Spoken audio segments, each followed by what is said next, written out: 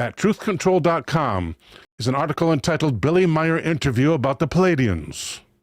It's written by Truth Control.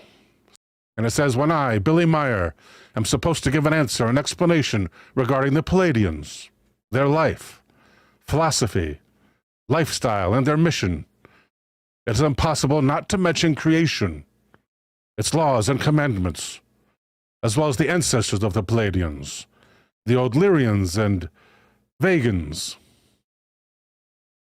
In addition, writes Truth Control, I would also like to mention Earth humans of olden days and modern times who have been influenced by the Pleiadians, which would include myself, specifically in my spirit form. This must be written by Billy. I am inseparably united and tied in with ancient and contemporary Earth human beings, Lyrians, Vegans, Pleiadians, and the spirit level Arahat Atharsata as an energy, middleman, and messenger.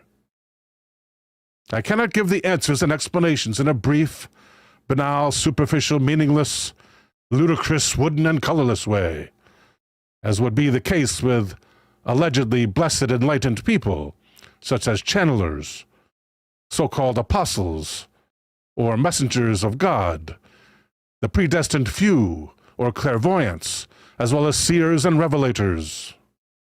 99.97%, not sure how he came up with that math, of the messages of these would-be contact persons, or would-be contact persons, are fraudulent, full of lies and deceit. Only 203 of 1 million of the relevant remarks are the truth. So that's how he came up with that number. Despite the fact that these people maintain having had contact with extraterrestrial life, or higher spirit forms, with others in the beyond, indeed with saints, Jesus Christ, or other spirit forms. I don't know too many people claiming communication with Jesus, unless it's spiritual. They disseminate all these meaningless, false, banal, and misleading so-called messages, prophecies, threats, and unbelievable stories to their sheepish and misled faithful. Sheepish and misled. The mission of the Pleiadians, Lyrians, and Vegans, with me as the messenger and herald, in relationship to earth beings and all-encompassing creation with its laws and commandments, entails a horrendous knowledge of spiritual and material form. It simply cannot be pulled out of its basic context and told in a trivial manner, and especially without explanation. This knowledge of the entire mission and history involving the Pleiadians, Lyrians, Vegans, earth beings, and my spirit form, as well as creation, is so solid and extensive that each individual question can only be answered in connection with other questions. First question: ozone holes, climatic catastrophes, earthquakes, hurricanes, AIDS, the nuclear threat. The situation on Earth appears to be threatening. What do the Pleiadians say to all this? Fifth question: according to the extraterrestrials, how can we still save the Earth here and now? And evidently here are the answers relayed to Billy Meier by the Plejaren. Earthquakes. Not all earthquakes should be blamed on mankind and its technical progress.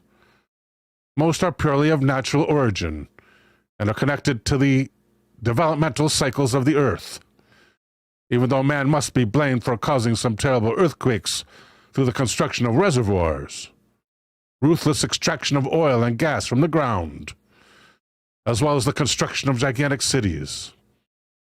You'd have to show me the stories. Hurricanes. Tornadoes and hurricanes are closely connected to climatic change, often associated with mismanagement by man against nature. For example, the cutting down of entire forests, the constructions of dams and reservoirs, the destruction of fertile soil with harmful chemicals, over-fertilization and clearing of land, nuclear testing, burning fossil fuels, Ozone holes. The destruction of the ozone layer is caused by the same human carelessness and bungling, mainly through the usage of bromine gas substances and released fumes such as those from the combustion engine. More information can be found in the Zemlyaza contact notes from 1975, which already contain a warning by the Pleiadians regarding the destruction of the ozone layer. The growing destruction of this layer and resulting dangers can only be eliminated through a rapid global agreement. Thank you, McLeod, for the super chat. McLeod says, "What's up?" Much appreciated, sir. Which would prohibit the production and use of all harmful substances currently being released into the atmosphere. AIDS. The origin of the epidemic has been traced to Uganda in Africa, from where the disease spread to Haiti. From there it was transmitted to the entire world. And I'm not going to read how. The inception and transmission. And I'm not going to read that either. The Pleiadians have explained that a cure for the disease may be found only by medical researchers on Earth when it's almost too late, as the epidemic will have spread worldwide by then. They themselves have no medication for this exclusively earthbound disease. When was this written? I thought we had AIDS under a slight bit of control. We're dated 2008. That may explain some things. The nuclear threat is a mad tool of war of Earth, and in every way against creation and nature. Moreover, it is the product of sick fools and psychopaths, without a trace of responsibility, addicted to toying with war. The military, as well as the peaceful use of nuclear energy, harbor infinite dangers which Earth humans have yet to control, and will not control completely for a long time to come. Furthermore, radioactive radiation is released during nuclear disintegration. The situation on Earth. Thank you, Boro, for becoming a producer. Thank you, Boro.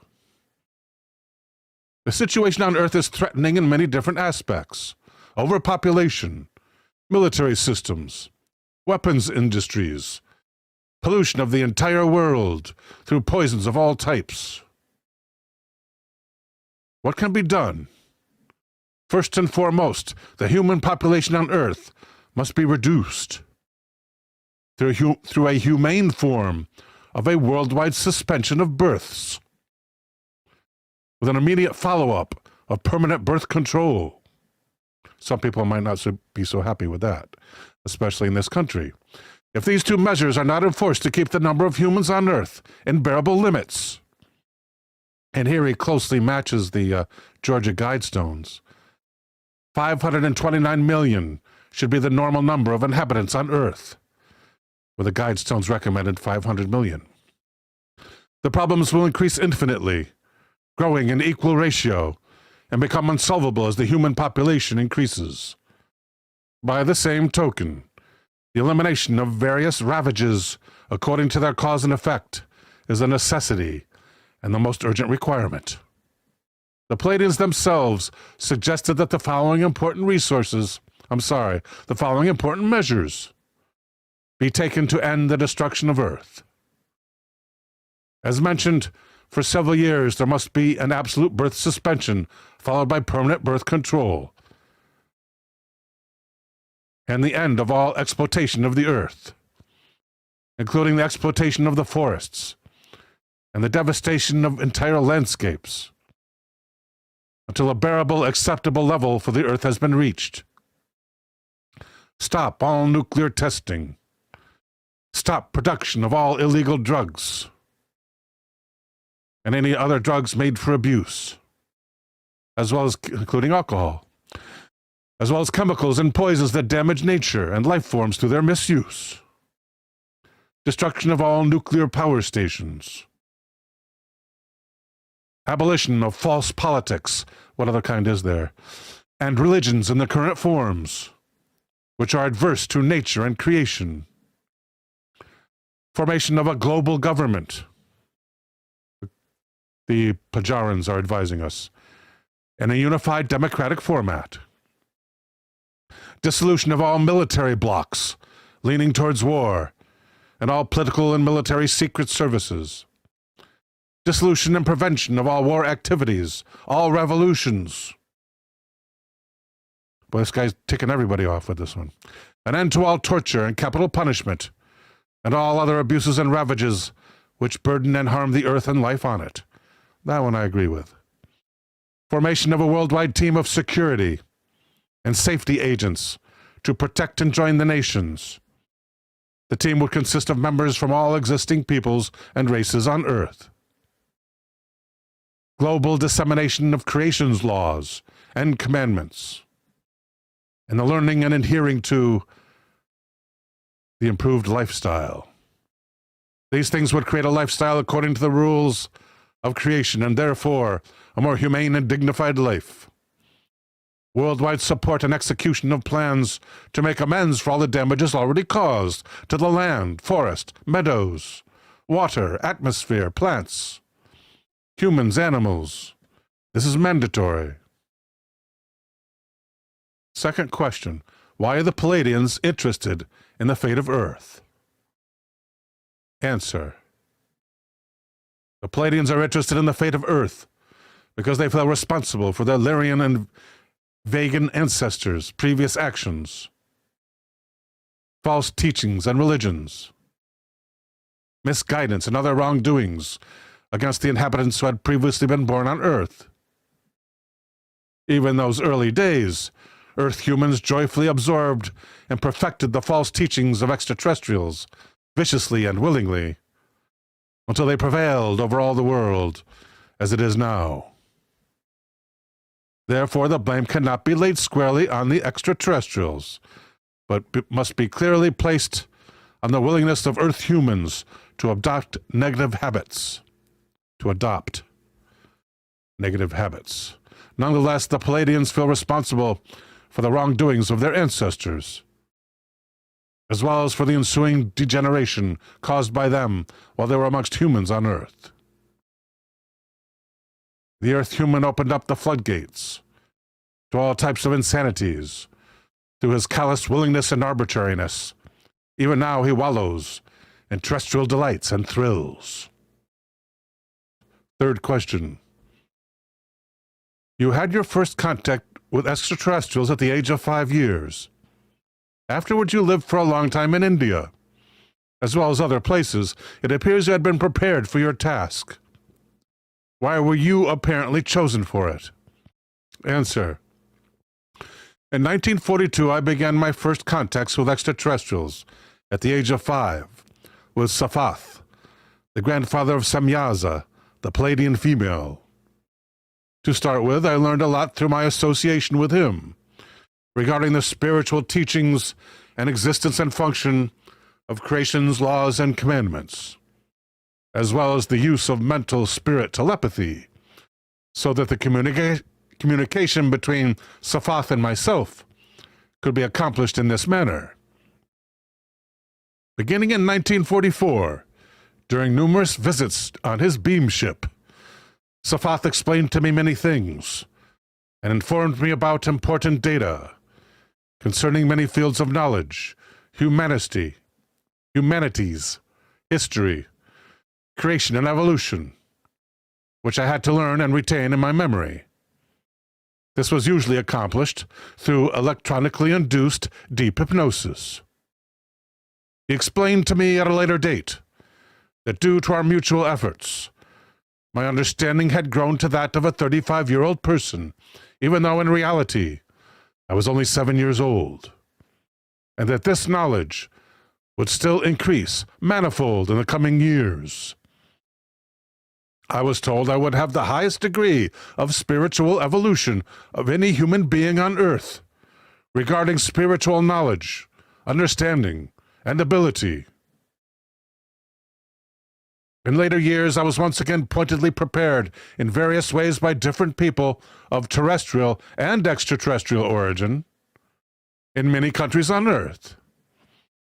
They instructed me in the most diverse fields of knowledge, of a spiritual or physical nature, so I would be able to fulfill my task in the mission and continue my contacts with the Pleiadians. Thus, the necessary requirement for a meaningful collaboration between ET and me were established and renewed in accordance with my previous lives, as had been the case already for the mission since ancient times. Furthermore, these spiritually and physically advanced Pleiadians are able to maintain personal physical contact only with those Earth humans who have reached the high spiritual level of evolution necessary for telepathic contact and meaningful dialogue. I am the only human being on Earth able to maintain physical and telepathic contact with Pleiadians and other life forms of the same evolutionary level. Nobody else on Earth is able to do this, not even those people whose spirit forms did not originate on Earth. This is the reason why the Pleiadians began to contact me in my early childhood to lay the groundwork for my forthcoming contacts with them. My spirit form had already been active for millions of years in the Lyra Vega systems and had come to Earth voluntarily in human bodies as teacher, herald, or prophet. It had also returned into the material sphere from a highly spiritual level, the level of Arahat Atharsata, and had already performed prophetic functions since Ur times on Lasan and other planets of the Lyra and Vega systems. In addition, my spirit form, under the earlier name of Nakarmanjan, assumed the responsibility of fulfilling a required prophetic mission. This duty involved as its mission goal the teaching and offering of truth of the creative information and commandments to humans. At first, all this information was brought exclusively to the humans of the Lyra and Vega systems, and only later to the humans on the planet Earth, and to all the other existing spirit forms. These other spiritual forms included the many millions of extraterrestrial spirit forms who moved to Earth, voluntarily or involuntarily, from the Lyra and Vega systems, and the destroyed planet Malona, in the Sol system. That's our system, the Sol system. I just dropped my headphones. Fourth question. Why do you think the legend that 3 million years ago, 144,000 Pleiadian souls reincarnated on Earth? What do you think of the legend? What do you think of the legend that 3 million years ago, over 100,000 Pleiadian souls reincarnated on Earth to aid the development of this planet? Answer. From the Plejarens. This legend has no truth in it whatsoever. The first extraterrestrials, Takahama Olsen 2 asks, how's the new headphones, NightTerrors? They are sweet. Thank you, Judy. The first ETs who came to Earth were not Pleiadians, but humans from worlds that exist in another dimension, in the area of the Lyra and Vega systems. The first Lyrians, together with the Vegans, came to Earth initially 22 million years ago. Their stay here was very brief, and they continued their travels to other star clusters. Their history is largely obscure, even though assault groups occasionally continued to return to Earth.